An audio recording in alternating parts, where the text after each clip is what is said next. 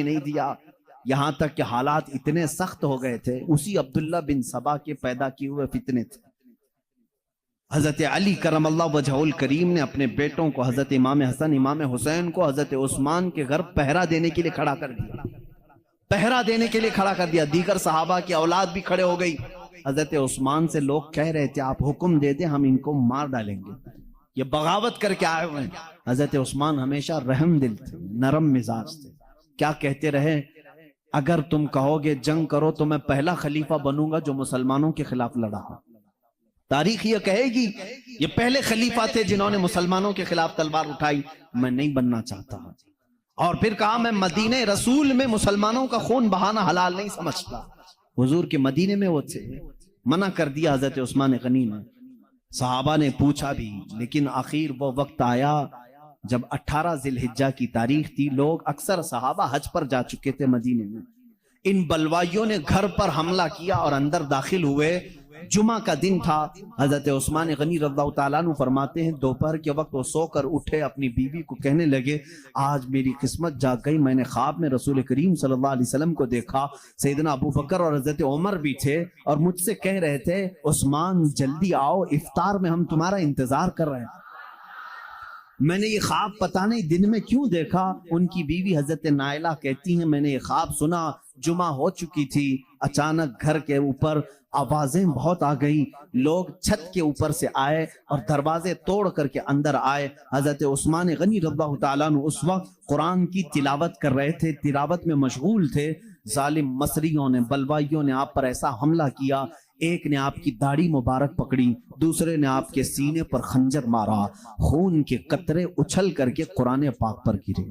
قرآن پاک کے صفحات پر وہ خون کے قطرے گرے. وہیں پر آپ کی شہادت واقع ہوئی. انا للہ و انا الیہ راجعون. وہ قرآن پاک آج بھی ترکی کی میوزیم میں رکھا ہوا ہے. جس قرآن کے ورق پر حضرت عثمان غنی کا خون پڑا تھا وہ پہلے پارے کی آخری آیتوں میں سے تھی جس پہ یہ لکھا ہوا تھا فَسَيَكْفِيكَهُمُ اللَّهُ وَهُوَ السَّمِيعُ الْعَلِيمُ. اللہ فرماتا ہے ان قریب اللہ تمہاری طرف سے ان کے لیے کافی ہو جائے گا.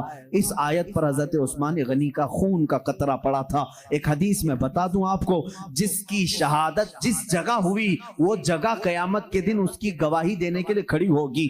اگر میدان میں تمہارا قتل ہوا وہ میدان کھڑا ہو جائے گا. درخت پر اگر قتل ہوئے درخت کھڑا ہو جائے گا. مسجد میں اگر تمہاری شہادت ہوئی مسجد کا مصلی قیامت کے دن کھڑا ہوگا. حضرت عثمان تنہا وہ شہید ہیں، قیامت کے دن قرآن کے ورق ان کی شہادت کی گواہی کے لیے کھڑے ہوں گے. وہ شہید ہیں قرآن پر ان کا خون بہا، جس کی وجہ سے فرمایا گیا جہاں جس کی شہادت ہوتی ہے وہ ٹکڑا قیامت کے دن گواہی دے گا. عثمان تیری شہادت پر لاکھوں صلاح. کل بروز قیامت قرآن کھڑا ہوگا اور کہے گا عثمان شہید ہیں. عزیزان گرامی، اس شہید عالی مرتبت کو تم سب کیا سمجھو گے، کیا سمجھو گے؟ لیکن ایک بات یاد رکھنا، کیا اتنی فضیلتیں بتانے کے بعد اگر اس داماد رسول، اس ذوالنورین ذوالہجرتین، اس رسول کریم کے سچے خلیفہ کو کوئی کتا گالیاں دیتا ہو تو تم کیا اس کے محبت کرنا جائز سمجھتے ہو؟ جائز سمجھتے ہو؟ آج وہ پوزیشن آ چکی ہے کہ بہت سارے ایسے لوگ ہیں جو رافضی ہیں، وہ حضرت عثمان غنی کے خلاف گالیاں دیتے ہیں، ان کو خلیفہ غاصب کہتے ہیں، جس نے اپنے دور خلافت میں بھی اور رسول اللہ کے زمانے میں بے پناہ مال دیا. یہ پورے شیعوں کو، پورے ایرانیوں کو میں چیلنج کرتا ہوں، پورا ایران بیچ دو گے تب بھی حضرت عثمان کے برابر سخاوت نہیں کر سکو گے. نہیں کر سکو گے تم حضرت عثمان غنی کی سخاوت کے برابر. تم کیا دان کر سکو گے؟ ارے ان کی نوٹ اتنی گری ہوئی ہے، اتنی گری ہوئی ہے، ہندوستان کے 1 روپیے لے جاؤ گے تو ان کے 10,000 مل جائیں گے تمہیں.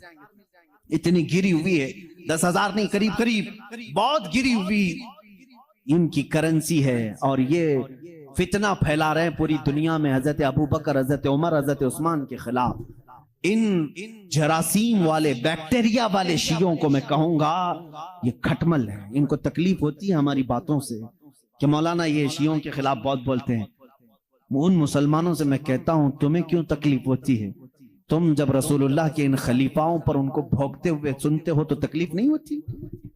یہ کہتے ہیں شیعہ کہ اگر ہماری حکومت آ جائے مدینے میں تو ہم ابو بکر اور عمر کو قبروں سے نکال کر کوڑے ماریں گے۔ معاذ اللہ رب العالمین، تم برداشت کرو گے ان باتوں کو؟ یہ لوگ کہتے ہیں مولانا بہت سخت بولتے ہیں۔ کیوں نہ بولوں؟ جنہوں نے رسول اللہ کے اوپر اپنی جان قربان کر دی ان کے لیے تم بھونکتے ہو آج، اور ان کو کیسے ہم دوست بنا سکتے ہیں؟ ان سے کہو توبہ کریں، صحابہ کی شان میں بکنا بند کریں۔ پاکستان کے ابھی ایک شیعہ نے حضرت ابو بکر صدیق کو کافر کہا ہے۔ جو ان کو کافر کہے وہ خود کافر ہے، بلکہ جہنم کا کتا ہے۔